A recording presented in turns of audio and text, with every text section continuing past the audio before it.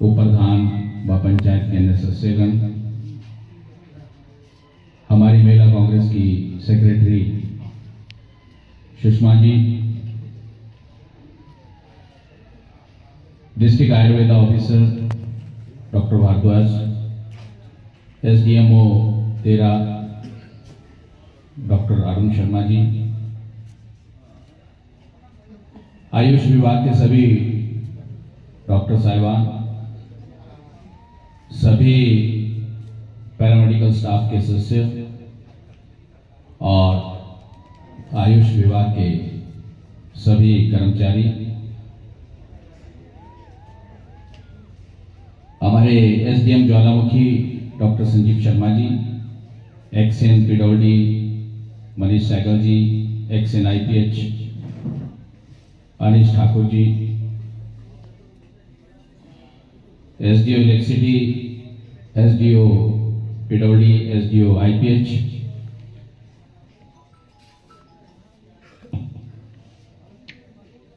और हमारे डॉक्टर दिनेश जी भी पीछे बैठे हैं। ये पूर्व में आपके विभाग से ही रिटायर हुए हैं और हमारे बहुत अजीज हैं। बहुत से चेहरे यहाँ पर हमारे प्रोमिनेंट लोग बैठे हैं। सभी मेरे कांग्रेस पार्टी के पदाधिकारी और सभी मेरे सामान्य बुजुर्गों, माता बहनों, नौजवान साथियों व प्यारे बच्चों,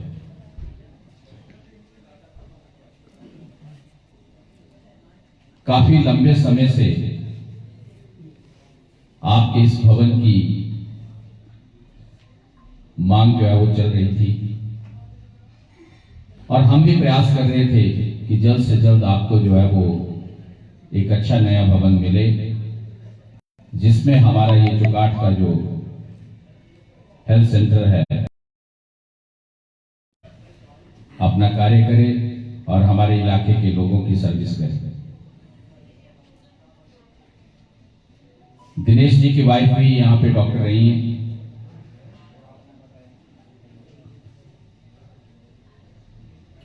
हमने बहुत पहले से प्रयास किया था, लेकिन आखिर आज जो है वो इसका विधिवत रूप से भूमि पूजन हुआ।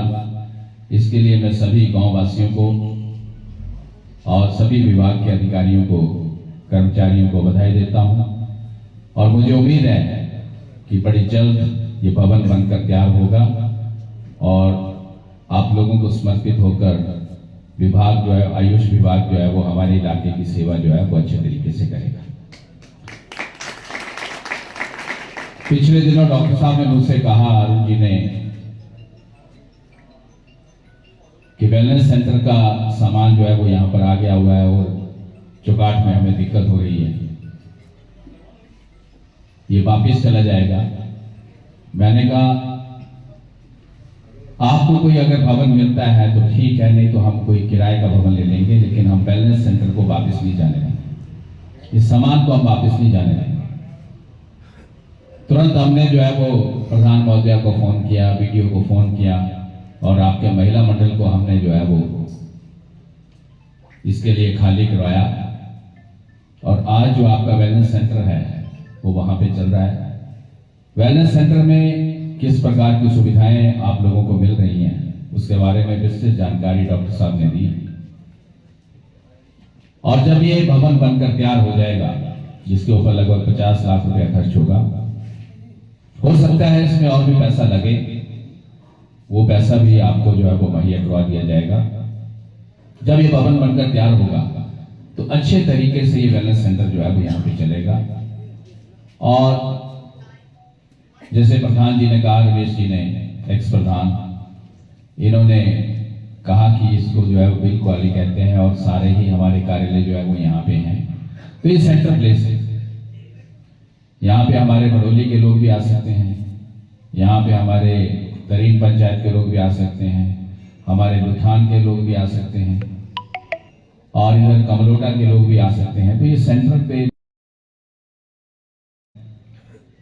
यहां से कोई भी व्यक्ति कहीं के भी लिए भी आ सकता है, जा सकता है और कहा रमेश जी ने कि जब पंचायत का कोई काम करवाने के लिए पंचायत घर में कोई व्यक्ति इस पंचायत का आएगा, अगर छोटी मोटी सलाह उसने से अपने स्वास्थ्य के बारे में भी जानकारी ले सकता है। आयुष विभाग हमारे क्षेत्र में बहुत अच्छे तरीके से काम कर रहा है। पिछली मरतबा जब ज्वालामुखी की जनता ने मुझे अपना आशीर्वाद दिया था, अपनी रहनुमाई करने का मौका दिया था, हमने हिमाचल प्रदेश में सबसे ज्यादा आयुर्वेदिक हेल्थ सेंटर ज्वालामुखी विधानसभा क्षेत्र में खोले थे। लेकिन 5 साल एक ऐसी सरकार आई जिसने इनको सुदृढ़ करने का कोई कार्य नहीं किया। दोबारा से हमें ज्वालामुखी की जनता ने अपना आशीर्वाद दिया, सहयोग दिया, अपनी रहनुमाई करने का हमें मौका दिया, और जिस दिन हमें यह मौका मिला, हमने उसी दिन से पूरा प्रयास शुरू कर दिया कि जो भी हमने आयुर्वेदा के और वेटनरी के, ये दोनों विभाग ऐसे हैं जो हिमाचल प्रदेश में सबसे ज्यादा जिनके हमने जो है वो इंस्टीट्यूशंस अपने चुनाव क्षेत्र में 2012 से 17 के बीच में खोले थे। दोनों के पास अपने भवन नहीं थे, और हमने विधायक बनने के बाद दोनों ही विभागों में धन मुहैया करवाने का प्रयास किया ताकि अच्छे भवनों में हमारे स्वास्थ्य अधिकारी भी बैठे, अपनी सेवाएं दें, और हमारे पशुओं के लिए भी अच्छे हॉस्पिटल जो है वो बनने चाहिए, अच्छे भवन बनने चाहिए, जहां पे हमारे जो डॉक्टर्स हैं, वेटरनरी डॉक्टर्स या दूसरा स्टाफ जो है, क्योंकि अगर हमारे पशु भी स्वस्थ होंगे तभी हम स्वस्थ रह सकते हैं। हम लोग गाय का दूध पीते हैं, हम लोग भैंस का दूध पीते हैं। अगर हम दूध पीने वाले पशुओं को स्वस्थ नहीं रख सकते, बीमार पशुओं से हम दूध पिएंगे तो हमें भी कई प्रकार की बीमारियां आएंगी। तो इसलिए ही हमने उस वक्त हिमाचल प्रदेश में सबसे ज्यादा वेटनरी हॉस्पिटल खोले थे। 9 वेटनरी हॉस्पिटल हमने 12 से 17 के बीच में ज्वालामुखी विधानसभा क्षेत्र में, और इसी तरीके से हमने आयुर्वेदा के हेल्थ सेंटर्स पूरे हिमाचल प्रदेश में सबसे ज्यादा ज्वालामुखी विधानसभा क्षेत्र में खोले थे। और आज हमें खुशी है इस बात की कि सारे हेल्थ सेंटर्स हमारे जो है वो अच्छा काम कर रहे हैं। सभी जगह हमारे डॉक्टर्स हैं, सिवाय 2 हेल्थ सेंटर्स को, एक पीडी और एक शायद मॉल, 2 के अलावा हमारे हर एक हेल्थ सेंटर में जो है वो डॉक्टर उपलब्ध है, अपनी सेवाएं दे रहे हैं, लोगों की सेवा कर रहे हैं, लोगों को आयुर्वेदा के बारे में ज्ञान दे रहे हैं। जो 2 बाकी हमारे बचते हैं उनमें भी हम बड़ी जल्द जो है वो डॉक्टर्स उपलब्ध करवा देंगे। और जहां पे हमारे भवन नहीं है वहां पे हम भवन बनाने के लिए जल्द से जल्द प्रयास करेंगे, ताकि 1 साल के अंदर अंदर हमारे सभी आयुर्वेदा हेल्थ सेंटर्स के अपने भवन, क्योंकि जब हमारे अपने भवन हो जाएंगे तो उनमें स्टाफ को बैठने की सुविधा भी होगी, आप लोगों को भी सुविधा मिलेगी, और हमारे योगा गाइड भी वहां पे उपलब्ध होंगे। अभी कई हमारे हेल्थ सेंटर ऐसे हैं जिसमें योगा गाइड नहीं है, कुछ में है, कुछ में नहीं है। तो जिनमें नहीं है उनमें भी हम योगा गाइड जो है वो तभी देंगे जब हमारे भवन जो है वो बन जाए, क्योंकि जहां पे आप एलोपैथी में अपना इलाज कराते हैं, आयुष विभाग में भी आपके हर बीमारी का इलाज है। ये ठीक है कि इसका इलाज जो है थोड़ा सा लंबा चलता है, एलोपैथी में आपको इमीडिएट रिलीफ मिलती है, लेकिन इसके साइड इफेक्ट्स भी बहुत हैं, और आयुर्वेदा में साइड इफेक्ट्स नहीं है, क्योंकि आयुर्वेदा जो है वो हमारा पुश्तैनी जड़ी बूटियों के ऊपर आधारित है। हमारी जो जड़ी बूटियां हैं उनमें बहुत से गुण हैं, कई चीजों का हमें पता नहीं होता। जैसे मैंने पिछले भाषण में भी कहा कि हमारी जो वैध पद्धति थी वो बहुत पुरानी है। और आपके कोपड़ा पंचायत में भी कोई ना कोई तो वैध पुराने जमाने में रहे होंगे। चुनीलाल हाँ, वो फाउंडर है इसके। बिल्कुल। मैंने भी बहुत से वैद्यों को देखा है। जब हम छोटे छोटे थे हमारे ज्वाला जी में भी वैद थे, जहां हमारे पुराने घर थे गरली में, वहां पे भी बहुत मशहूर वैद होते थे। वो बंदे की नाड़ी देख के ही बता देते थे कि इसको क्या बीमारी है। उस वक्त कोई थर्मामीटर नहीं होता था किसी के पास कि इसको टेम्परेचर है या नहीं, वो नाड़ी देखते थे। नाड़ी को देखकर ही वो बीमारी को देख लेते थे और बीमारी का क्या इलाज करना है, कौन सी जड़ी बूटी जो है वो उस पर काम करेगी, उसके आधार पे वो दवाई जो है देते थे। और दवाई भी ऐसी देते थे जिसको खाने में किसी को दिक्कत नहीं होती। कोई शहद के साथ खाता था, कोई पानी के साथ खाता था। तो बहुत बढ़िया इलाज उस वक्त इस पद्धति के द्वारा किया जाता था। आज भी इस पद्धति को और ज्यादा सुदृढ़ करने की आवश्यकता है। हमारी हिमाचल सरकार जो है वो, जिसमें एक आयुष विभाग अलग से काम कर रहा है, और पूरे हिमाचल प्रदेश में आयुष विभाग जो है वो उन्हीं जड़ी बूटियों के ऊपर आधारित अपने पद्धति को लोगों को जो है वो समर्पित करके लोगों को अपने स्वास्थ्य के बारे में जानकारी दे रहे हैं। आप लोगों ने किस तरीके से स्वस्थ रहना है, उसमें क्या कुछ करना है, उसके बारे में जानकारी दे रहे हैं। कौन सी बीमारी की कौन सी जड़ी बूटी जो है वो इलाज करेगी, उसके बारे में जानकारी दे रहे हैं। तो मैं आप लोगों को, विभाग के अधिकारियों को बधाई देना चाहता हूं कि ये विभाग जो है वो हमारे क्षेत्र में भी अच्छे तरीके से हमारे समाज की सेवा कर रहा है। और मैं ये कहना चाहता हूं कि इस विभाग को सुदृढ़ करने के लिए और भी जो इस विभाग की कमियां हैं उनको पूरा करने के लिए आप जो भी मेरे ध्यान में चीज लाएंगे मैं उसको अवश्य पूरा करूंगा, ताकि लोगों को हर प्रकार की सुविधा हमारे ग्रामीण क्षेत्र में मिले।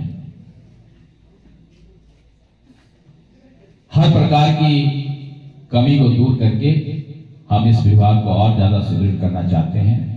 और मेरा प्रयास है जो आपके विभाग की छोटी मोटी मांगे हैं वो मेरे ध्यान में है, और मैं हमेशा कोशिश करता हूं कि जो भी मेरे दिमाग में कोई डिमांड होती है किसी भी विभाग की, उसको किस तरीके से पूरा करवाया जाए सरकार के मुखिया के द्वारा उनसे बात करके।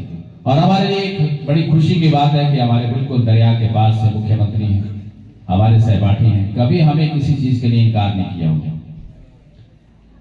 जब भी मैं कोई प्रपोजल लेके जाता हूं, जब भी मैं कोई पत्र लिखता हूं ज्वालामुखी विधानसभा क्षेत्र का, तुरंत वो उससे ऊपर अपनी सहमति देते हैं।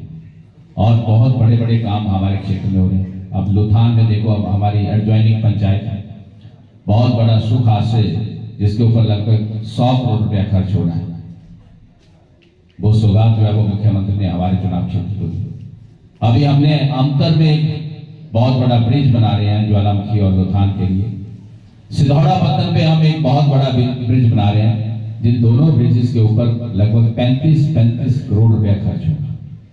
तो आपके इस छोटे से क्षेत्र में एक पुल आपका 4 लेन में बन रहा है नीचे, एक एग्जिस्टिंग ब्रिज हमारा जो है नदौन का ब्रिज है, उसके बाद एक अंतर में ब्रिज बन रहा है, उसके बाद एक सिधौड़ा पत्तन पे ब्रिज बन रहा है, उसके बाद सिहौर वाला में ब्रिज। तो 5 ब्रिज ब्यास नदी के ऊपर जो है वो बिल्कुल 20 किलोमीटर के अंदर 5 ब्रिज जो है वो बहुत बड़े बड़े जो है वो बन रहे हैं। तो ये हमारे लिए बड़े सौभाग्य की बात है कि हमारे पड़ोसी जो है वो आज प्रदेश के मुखिया हैं, और किसी भी प्रकार की मनाही जो है वो हमारे क्षेत्र के लिए नहीं है। जहां हमारे पड़ोस के क्षेत्र नादौन का विकास होगा तो कुछ ना कुछ अंश जो है वो हमें ज्वालामुखी के लिए भी मिलेगा, क्योंकि जब भी मुख्यमंत्री नादौन आएंगे और हम कोई मांग रखेंगे तो हमारी मांग को भी वो तुरंत पूरा करेंगे, क्योंकि उनको पता है कि पड़ोसी जो है वो खुश रहने चाहिए। देसी भाषा में बोलते हैं कि पेट और पड़ोस ये ठीक है तो कोई बीमारी नहीं हो सकती आपका। ये तो आयुर्वेदा के डॉक्टर भी जानते होंगे कि जिसका पेट ठीक है उस व्यक्ति को कोई बीमारी नहीं हो सकती। और जिसका पड़ोस ठीक है उस व्यक्ति को भी कोई दुख नहीं हो सकता। तो हमारे को हर चीज मिल रही है। अभी परसों मैं माननीय मुख्यमंत्री महोदय के पास बैठा हुआ था।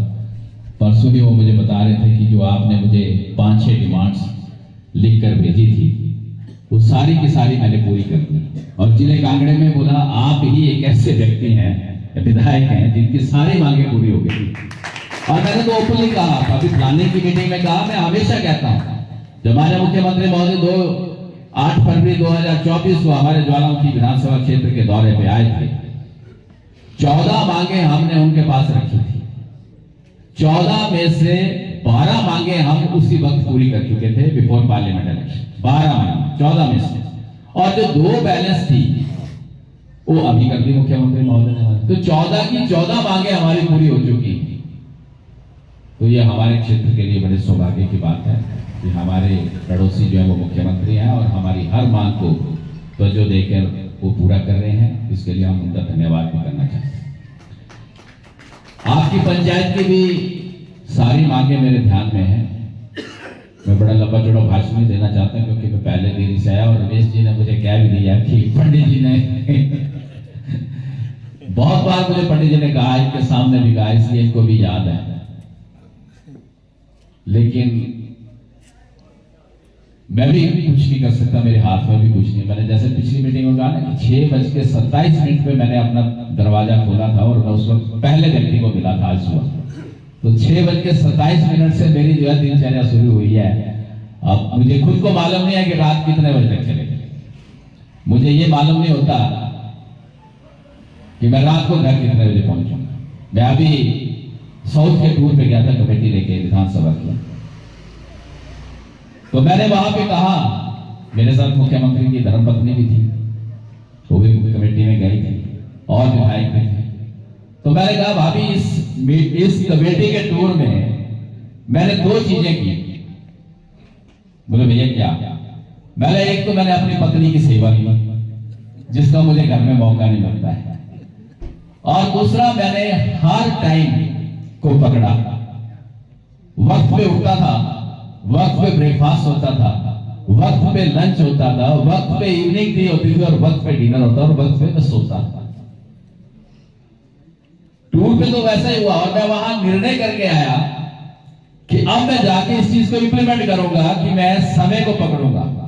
पर जब मैं ज्वाला जी पहुंचा तो मेरा फिर समय वही पुराना हो गया, वही मेरी दिनचर्या हो गई।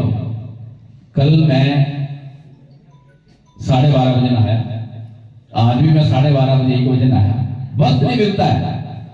अब 12:30 बजे जो नहाएगा, और मुझे आदत है जब तक मैं नहा के अपने इष्ट को याद नहीं करता हूं तब तक मैं अपने मुंह पे कोई चीज खाता नहीं, चाहे वो रात के 10 बज जाए। जब तक मैं नहा के इष्ट को याद नहीं करूंगा मैं कोई चीज नहीं खाता।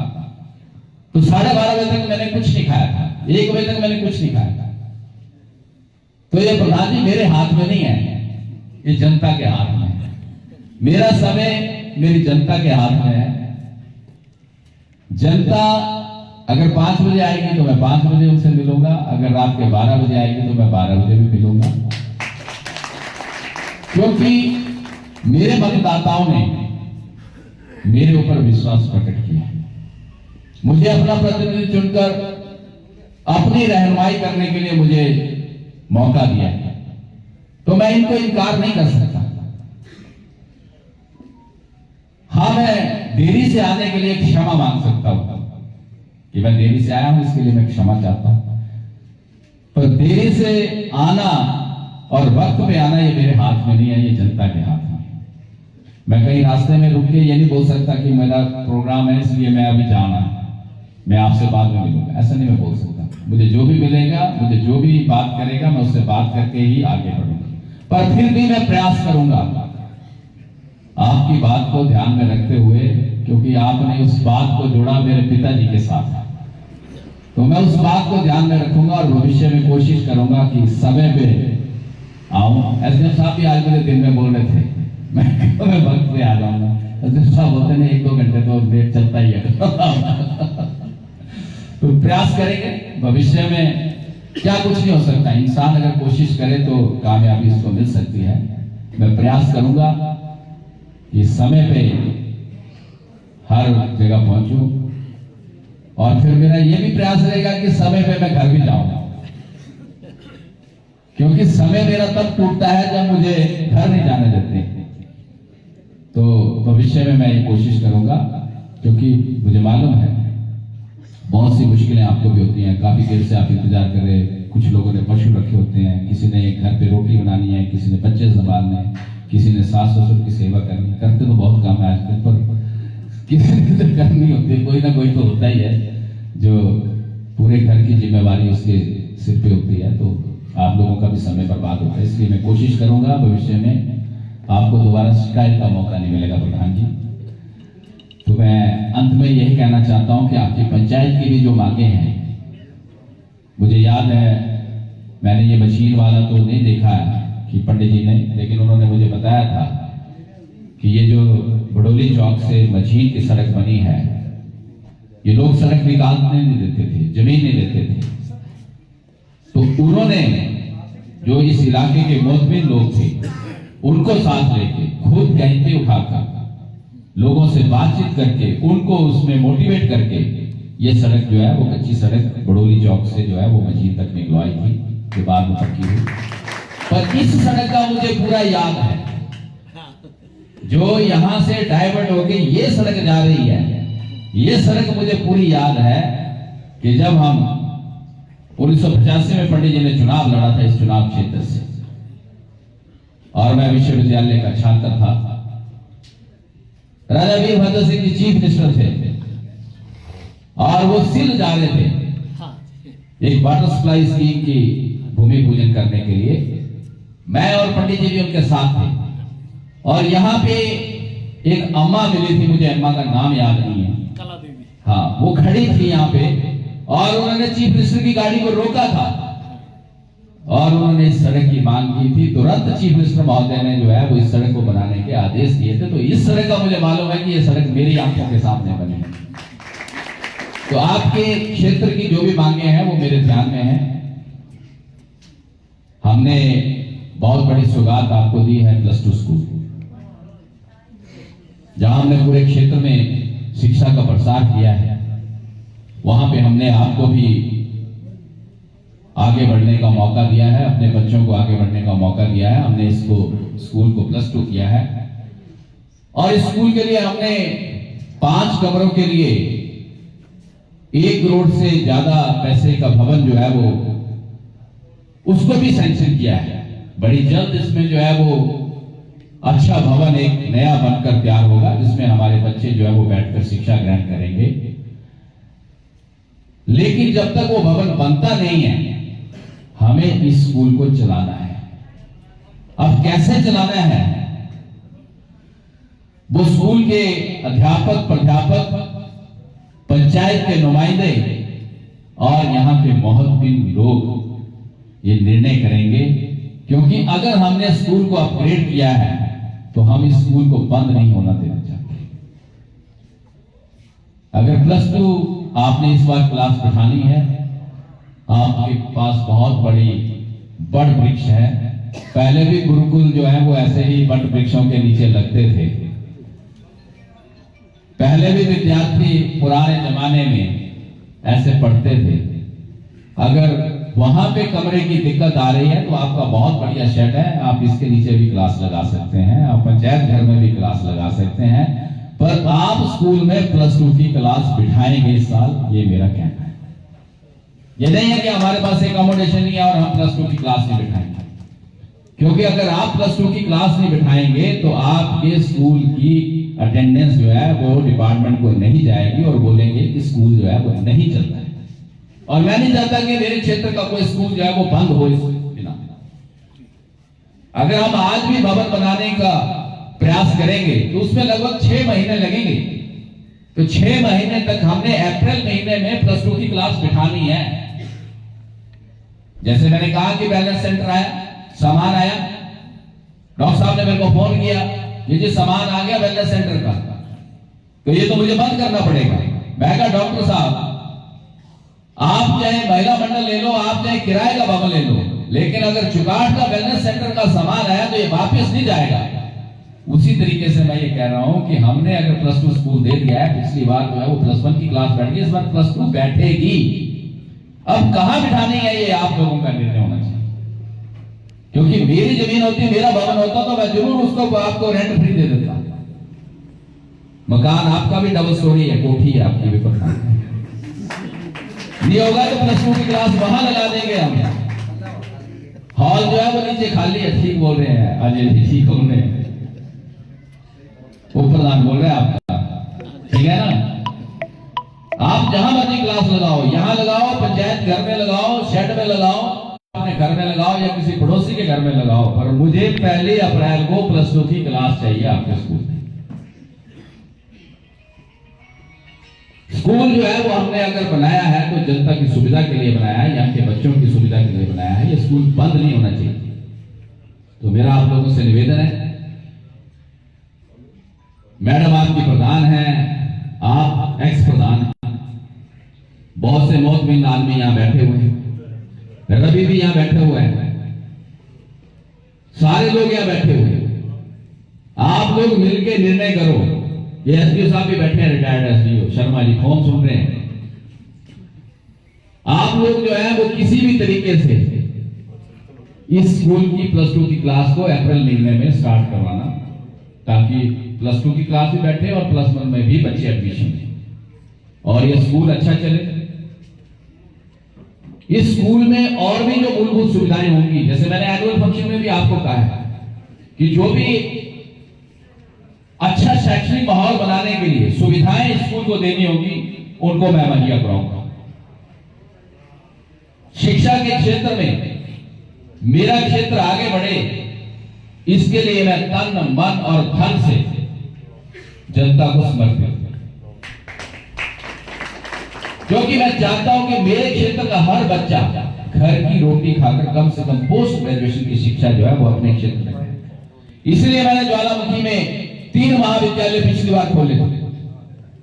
इसलिए मैंने इस बार जो है वो ज्वालामुखी में पीजी क्लासेस जो है वो वहां पे चलाई, ताकि किसी भी बच्चे को हमारे जो है पीजी करने के लिए बाहर धर्मशाला या हमीरपुर न जाना पड़े।